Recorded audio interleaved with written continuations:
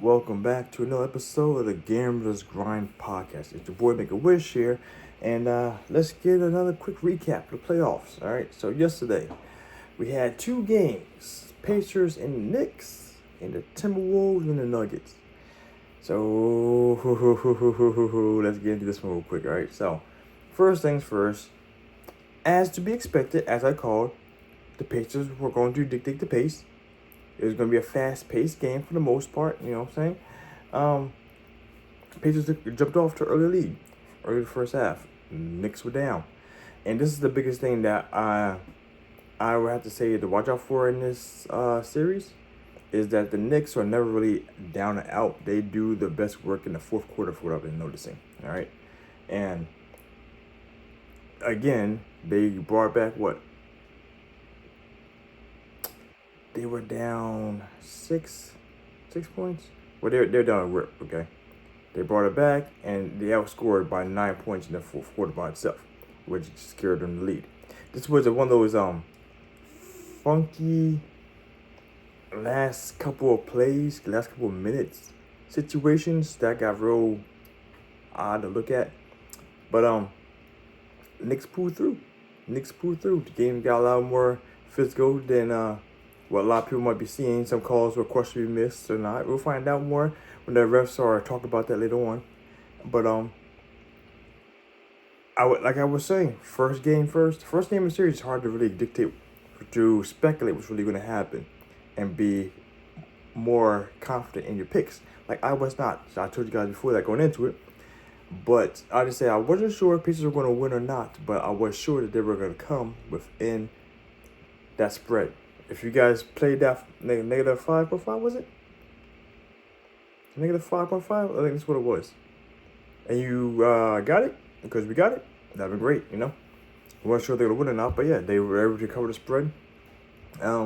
Knicks did a thing. Brunson, as always, like this is going to be a high-scoring game. Like everyone here, look at the points, the box score right here. 24, 25, 43, 13, 13. Every one of the starters were double digits.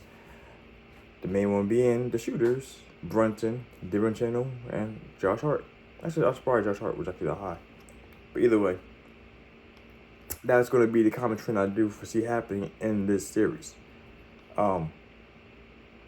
Which another thing too, which I was talking to some guys yesterday about this. I want to make sure you guys are aware that even though Tyrese Halliburton was doing what he did early in the season, those big numbers, those big shots, those big plays, he don't do that anymore. I want to reiterate that one more time. Halliburton is not scoring 30 points a game anymore.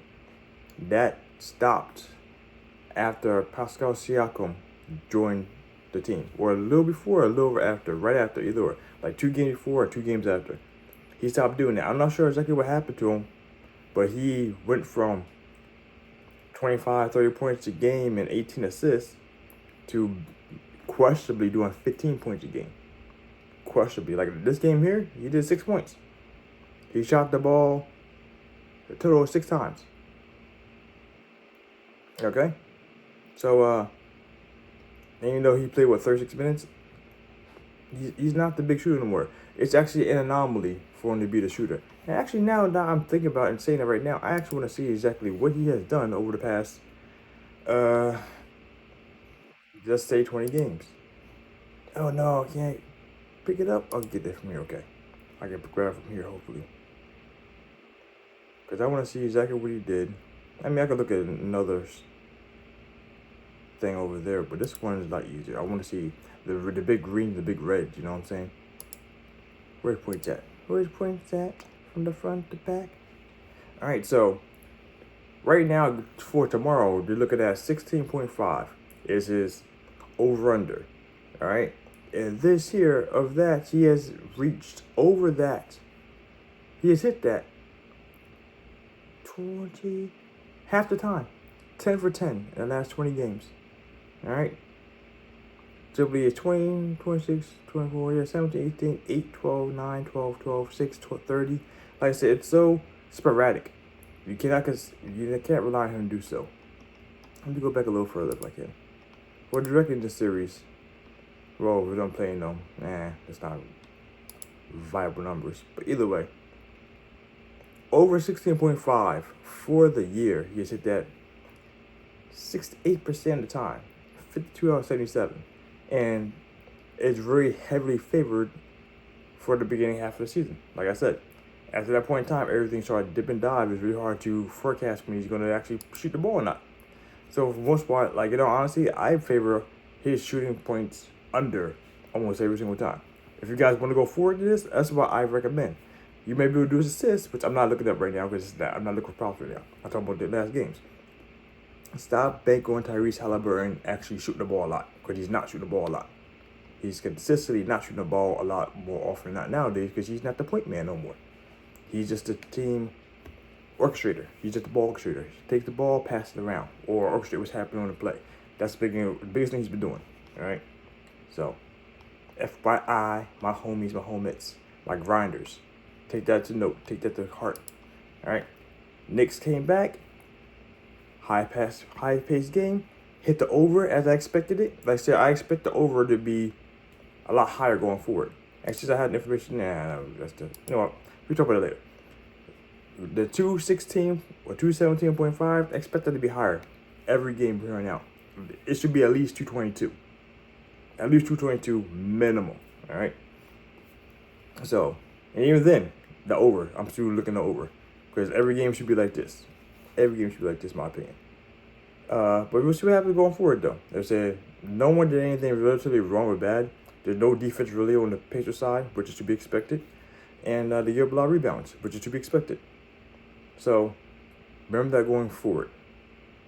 Think about all the overs for the people you want. Like Josh Hart got the most rebounds yesterday. Intriguing. Keep that in mind, all right? That being said, we're going to nix this game here. Nix this game.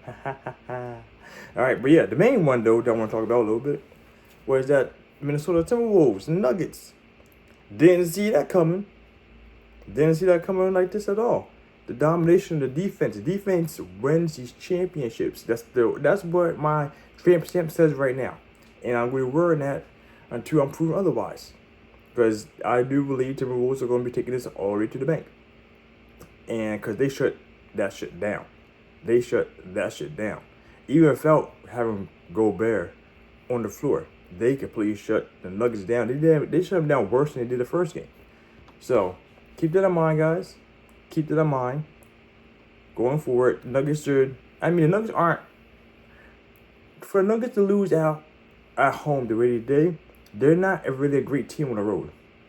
They may have the motivation, but I don't see them pulling the numbers, pulling the energies to change this on the road. This might be a sweep.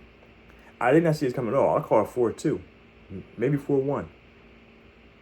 But a sweep, that was not what I was thinking about whatsoever going into this. So, that being said, Cat and AE did the share of the scoring, doing the majority of the workload there.